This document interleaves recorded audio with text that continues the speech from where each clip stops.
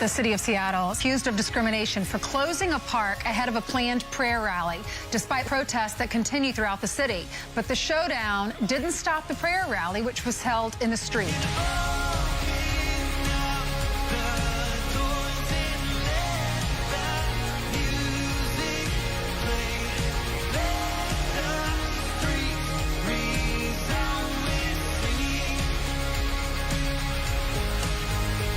The height of hypocrisy right now that they're letting these cities, succumb to rioting and burning and pillaging, and yet they're targeting Christians.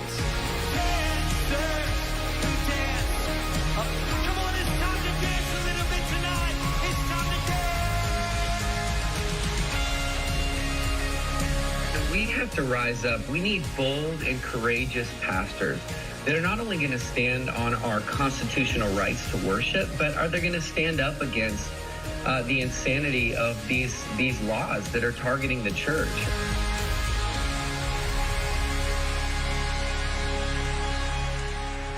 Hold the Line is an organization responsible for orchestrating some of the largest Christian events across the country in 2020.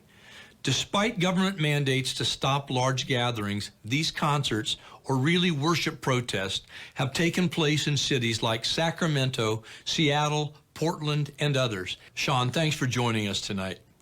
We've had a great response about your segment last week. Would you please give us an update? I heard that you were in Chicago right after we spoke. What happened in Chicago? Yeah, it's just been an incredible journey. Chicago was definitely a highlight for us. And I think one of the most powerful things, I've been saying this statement over and over again, the greater the resistance, the greater the breakthrough. And in Chicago, man, did we experience some resistance. From the moment that we went to go set up in the park, now we're in South Chicago, which is one of the highest murder rates in America. It's just been riddled with crime and really intimidation, and the mayor and the local government has actually called police cars to block churches from even gathering since COVID started. So there's so much resistance, and we came into the park there in South Chicago, and immediately were met with a heavy police presence.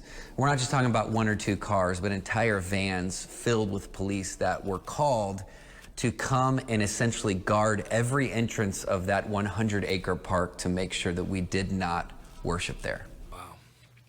So what was the feeling of the people who gathered there? It was amazing watching people starting to come into that park a few hours before we were even supposed to begin, and they realized the presence of the police, but they were unwilling to back down. And they were coming in from the neighborhoods. People were coming in from across the city. It was very a great mix of different denominations, different ethnicities, different languages. And they came in and they were like, no, we are going to worship in this park tonight. Nothing's going to hold us back. And really, I mean, as we began to gather, the police would not allow us to unload our gear, any of our sound equipment, any of our generators. And the people didn't care. They just kept gathering. They kept singing. They actually started off the worship singing a cappella without any band. I mean, it was amazing. And we got up there, and there was well over 1,000 people that were crammed in together. We ended up using a megaphone, a bullhorn, to start it off with. And then the police, they were so moved by what we were doing that they actually allowed us to use their large megaphone and we led worship while the police were holding a megaphone and we were singing through it. It was just a profound moment. People got healed, they got saved, they got delivered. We had a pickup truck that pulled up, because again, we couldn't unload anything on the ground. We had a pickup truck that had a baptismal in the back of it, in the truck bed. We started baptizing people, and we ended the whole night with 1,000 people marching through the streets of South Chicago, singing praise to Jesus. Some of the worst crime, murder rate streets in America. That night, they heard nothing but the sound of the church roaring her praise. It was just unreal. Unbelievable. Listen, I also heard that in Palm Beach, you did have a permit to gather, but then the city closed the stage on you that night. What happened? When we arrived to Palm Beach, we knew that we had a stage. We were coming off 2 amazing nights in Orlando, where we worshiped in the rain, and in Tampa, where God just showed up in incredible ways. And so we were riding that high, and we showed up, and somebody from the city heard that we were coming, and they ended up blocking off the amphitheater. So we did not have access to the stage of the amphitheater. And they had signs up and barricades, which, you know, at this point, you just kind of smile and you expect it. And you know, like, all right, we would have loved to have set up on the stage, but we're going to set up on the ground, and it's really not going to affect anything. We're still going to love the Lord. If anything, it gets us more fired up that God's going to show up and do incredible things. Sean, as you're doing this all across America, you're dealing with multiple cities and multiple city officials. Are you getting fined? Are there other restrictions being placed on your gatherings? How are you handling all this? Almost every city that we go and visit, there's some form of resistance.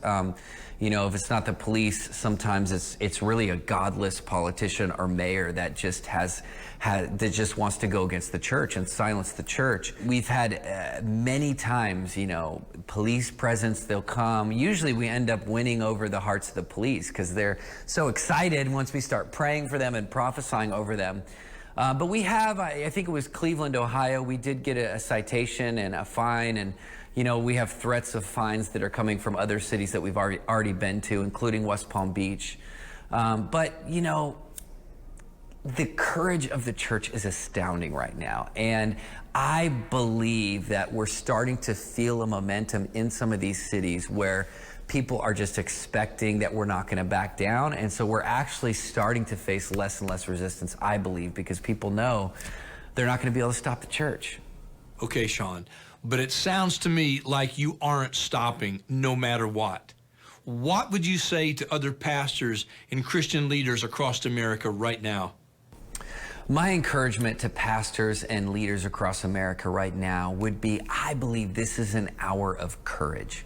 I believe this is a season where we are in a leadership vacuum right now, and people are looking for leaders that carry passion and boldness and vision for where we're going.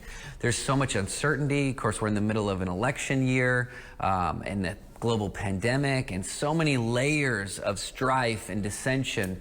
And I feel like now more than ever, the church needs leaders that are going to say, this is what we stand for. For 2,000 years, the Church of Jesus Christ has worshiped through pandemic, through persecution, through resistance, and we are not about to stop now in 2020.